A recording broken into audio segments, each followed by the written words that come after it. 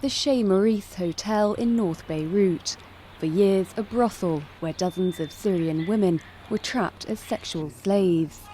Among them was 26-year-old Soha. In 2008, she was tricked into coming to Lebanon, believing she would be working as a waitress. Instead, she was sold into a sex ring and forced to sleep with up to 40 clients a day. 4 months ago, she managed to escape her horrifying ordeal. The girls had to work with or without a condom, and if they refused to sleep with a client without a condom, early in the morning they'd be strapped to the table and hit with whips or plastic piping.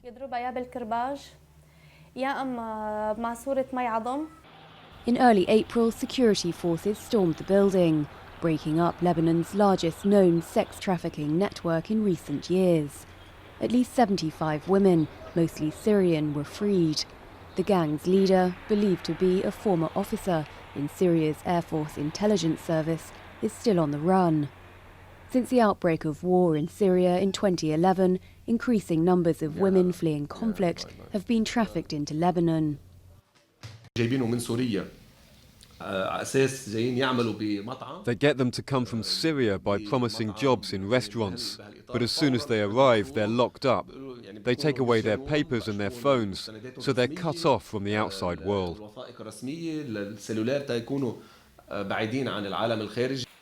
If convicted, Soha's tormentors face up to 15 years in jail, but critics accuse officials of mostly turning a blind eye to the problem, saying that the city's illegal brothels are an open secret.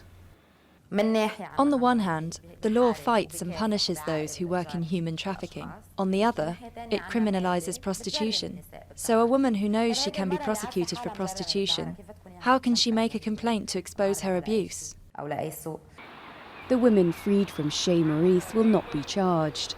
The rooms where they were imprisoned remain intact.